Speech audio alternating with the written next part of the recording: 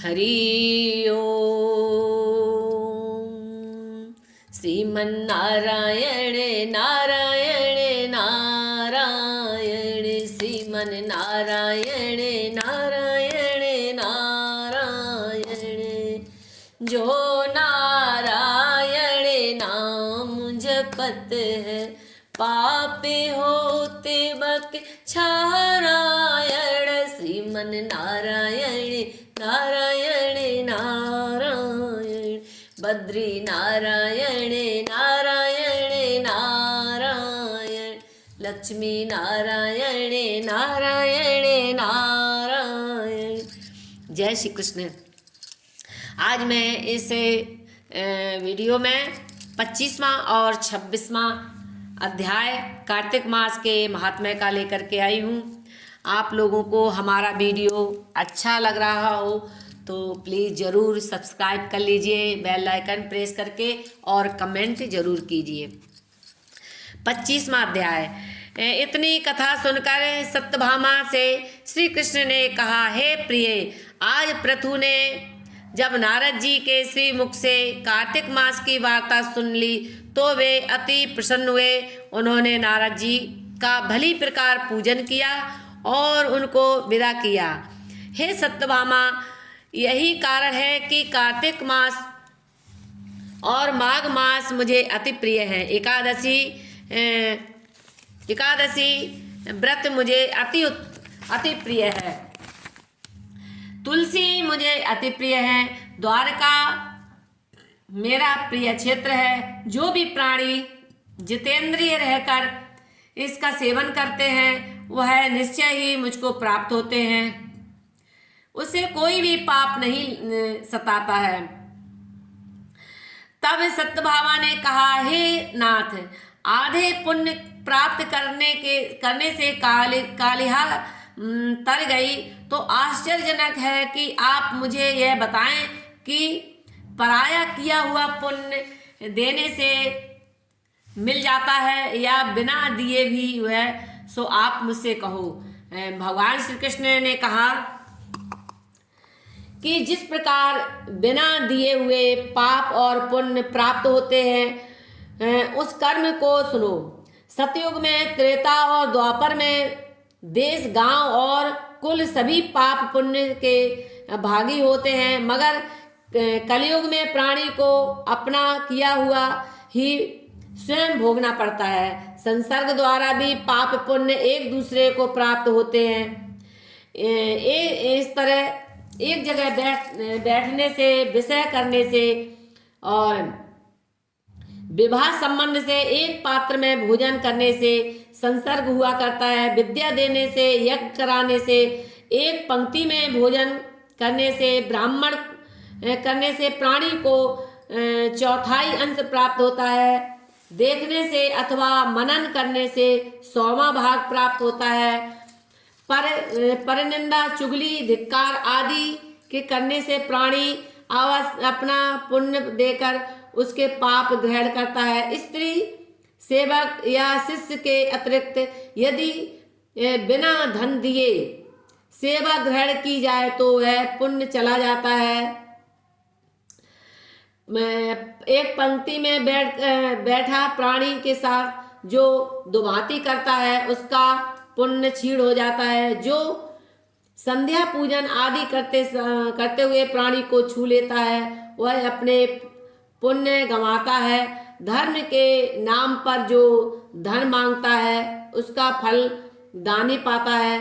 पराये द्रव्य से जो धर्म दान करता है उसका वास्तविक पुण्य धन पाले को प्राप्त होता है। जो ऋण लेकर मर जाता है महाजन उसको पुण्य प्राप्त करता है।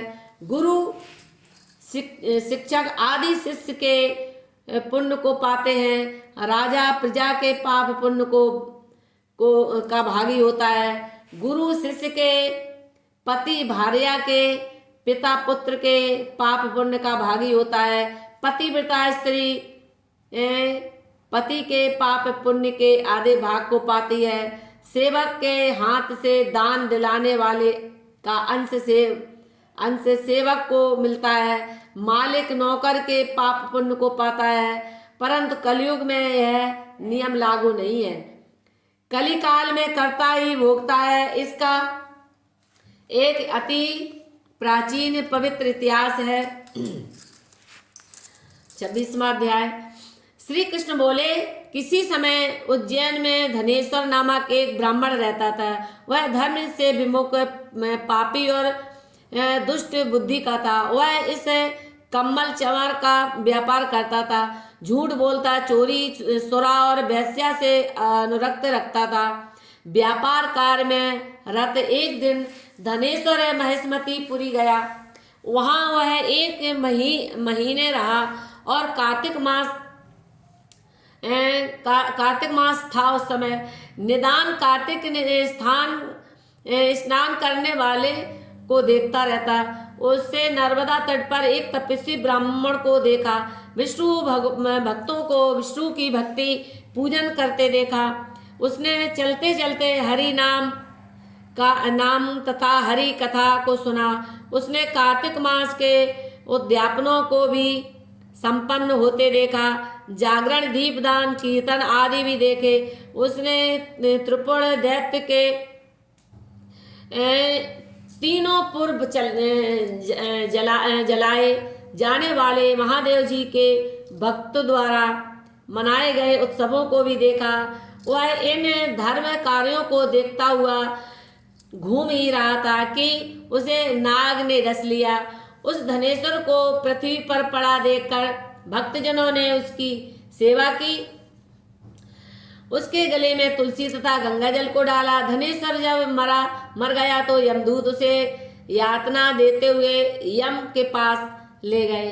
तब चित्रगुप्त जी ने उसके पाप और पुण्यों का ब्यौरा देखा तो उन्होंने कहा कि धनेश्वर ने जीवन पर्यंत कोई पुण्य नहीं किया है, इससे इसे नरक में डालो। यमदूत ने उसे मुग्धरों से मारकर कुंभी पाक नरक में डाल दिया, मगर उसके गिरते ही नरक की समस्त पीड़ा शांत हो गई। तब विस्मय होकर के यमदूतों ने यम से जाकर कहा।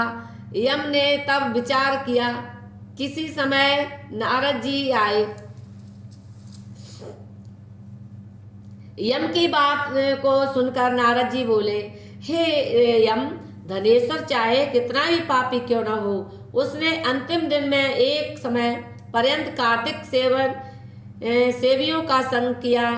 इस कारण उसके संसर्ग के कारण उसे उनके पुण्य का छठा अंश स्वतः ही प्राप्त हो गया है। मरते समय भक्तजन ने इसे तुलसी तथा गंगा जल पिलाया और भगवान का नाम सुनाया। इससे हे यम, इसके समस्त पाप नष्ट हो गए हैं। कार्तिक मास के सेवन करने वाले को किसी प्रकार की पीड़ा नहीं सताती, क्योंकि इसके संसर्ग से इसे वही पुण्य प्राप्त होता है। इससे वह पुण्य का भागी हो गया। इसी कारण इसे पाप भागों को दिखाकर मुक्त कर दो।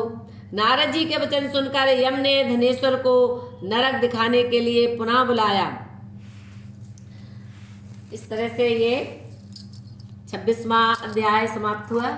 हरि शरणम हरि शरणम हरि शरणम हरि शरणम, सदा सब प्रेम से बोलो हरि शरणम हरि शरणम।